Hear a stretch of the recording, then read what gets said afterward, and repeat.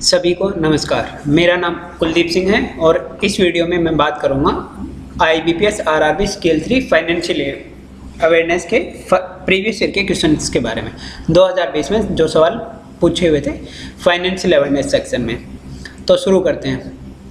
पहला सवाल, central government और स्टेट गवर्नमेंट का शेयर पूछा हुआ था RRB में। सेंट्रल गवर्नमेंट 50% हिस्सा रखती है अपने पास में, स्पॉन्सर बैंक 35% और स्टेट गवर्नमेंट का जो शेयर होता है वो 15% होता है। अगला सवाल था, टैक्स एग्जेम्पशन लिमिट पूछी हुई थी सीनियर सिटीजन के लिए जो कि 3 लाख होती है। मैच्योरिटी पीरियड पूछा हुआ था सॉवरेन गोल्ड बॉन्ड का जो कि 8 साल होता है। ये क्वेश्चन गवर्नमेंट स्कीम्स में से आया हुआ था। इसके अगला सवाल जो पूछा हुआ था वो स्मॉल सेविंग स्कीम्स में से था। सुकन्या समृद्धि योजना की मैच्योरिटी पूछी हुई थी, ये 21 ईयर्स होती है। सुकन्या समृद्धि योजना में 10 साल से छोटी बच्ची का अकाउंट ओपन होता है। अगला सवाल, CRAR हाउसिंग फाइनेंस कंपनीज के लिए पूछा हुआ था कि 2022 तक कितना करना है, तो ये 15% करना है। RBI की वेबसाइट से ये क्वेश्चन पिक किया हुआ था। ऐसा ही ये क्वेश्चन GBO में पूछा हुआ था, उसमें CRAR RRBs के लिए पूछी हुई थी। अगले सवाल पे चलते हैं।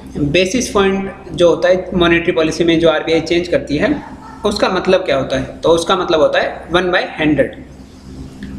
अगला सवाल, स्मॉल एंटरप्राइज की डेफिनेशन के रिलेटेड था। डेफिनेशन लास्ट ईयर चेंज हुई थी तो वहाँ से ये क्वेश्चन पिक हुआ था। 10 करोड़ और 50 करोड़ होनी चाहिए। 10 करोड़ इन्वेस्टमेंट और 50 करोड़ टर्नओवर।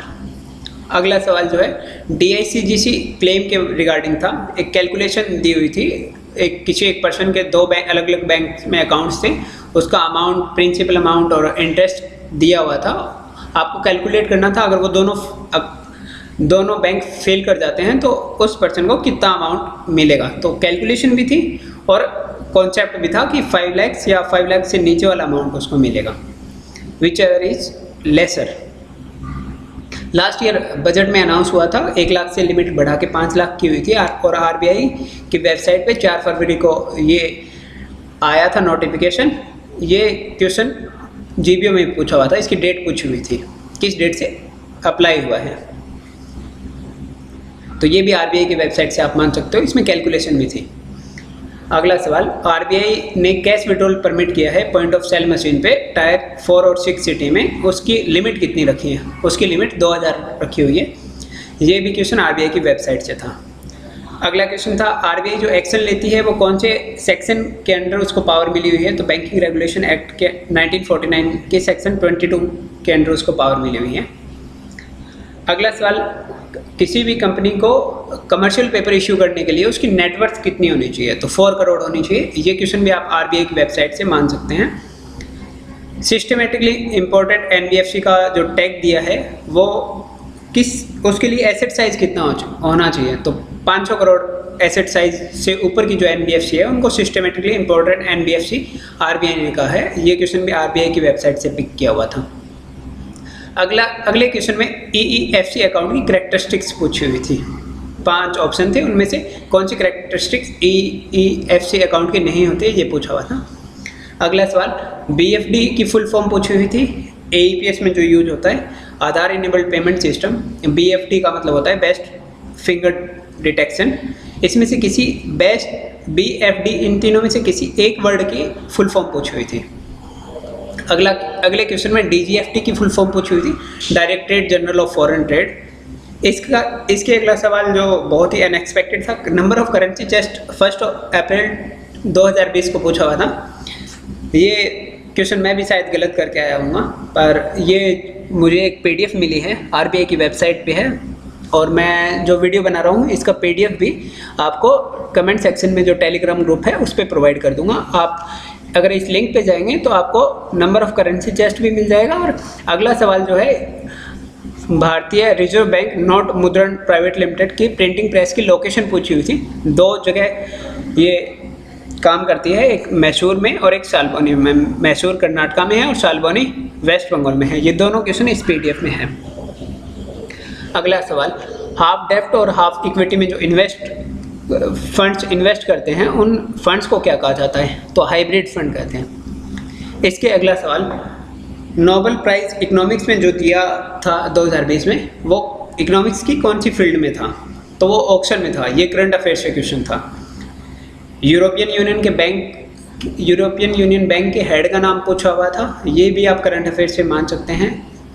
जेएम फाइनेंशियल या जेपी मॉर्गन, इनके किसी एक के हेड ने रिजाइन किया था, उस पर एक सवाल था।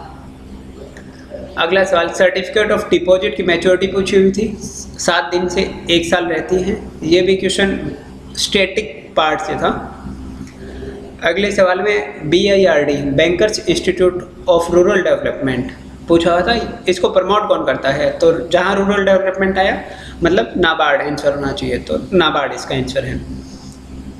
फास्टैग को लेने के लिए कौन कौन से डॉक्यूमेंट रिक्वायर्ड होते हैं? RC चाहिए, RC की फ़ोटो चाहिए और KYC डॉक्यूमेंट चाहिए। फास्टैग पिछले साल से ही न्यूज़ में है, तो यहाँ से एक क्वेश्चन था। अगले क्वेश्चन में FWTW की फुल फॉर्म पूछी हुई थी, from home to home. Offline wallet के रिलेटेड भी एक सवाल था। ट्रांस यूनियन सिविल ने कोई टाई अप किया था क्रेडिट चेक के लिए, उसके रिगार्डिंग एक सवाल था। NPCI प्रोडक्ट कौन कौन से नहीं हैं, ऐसा कोई सवाल था, जिसके 3 ऑप्शन RTGS, NEFT और ECS यहाँ पे दिए हुए हैं। अगला सवाल था भीम आधार पे से related, person to merchant related कोई एक सवाल था। एक सवाल डेरिवेटिव्स के रिलेटेड था। तो मैंने इस वीडियो में कोशिश की है कि आपको एक आइडिया लगे कि क्वेश्चन कहाँ से पिक हुए थे। स्टैटिक से ज़्यादा आया था, करंट अफेयर से 2-3 क्वेश्चन थे, ज़्यादा क्वेश्चन नहीं थे। स्मॉल सेविंग स्कीम से 2-3 क्वेश्चन थे। RBI की वेबसाइट से काफ़ी कुछ पूछा हुआ था। तो इससे आपको आइडिया लगे कि आपको कैसे प्रिपेयर करना है। Generally current affairs, current financial awareness से ज़्यादा पूछा जाता है, पर लास्ट ईयर ऐसा नहीं था। स्टैटिक पार्ट से काफ़ी क्वेश्चन आए हुए थे। तो ये PDF मैं आपको नीचे लिखे हुए कमेंट सेक्शन में जो लिंक दूंगा टेलीग्राम ग्रुप का, उस पर प्रोवाइड कर दूंगा। वीडियो देखने के लिए धन्यवाद। और आप जो भी RRB स्केल 2 और स्केल 3 की जो प्रिपरेशन कर रहे हैं, उनके साथ ये वीडियो शेयर करें। मैं GBO का भी फाइनेंशियल अवेयरनेस लास्ट ईयर जो आए थे क्वेश्चंस, वो भी जल्द ही डिस्कस करूँगा। धन्यवाद।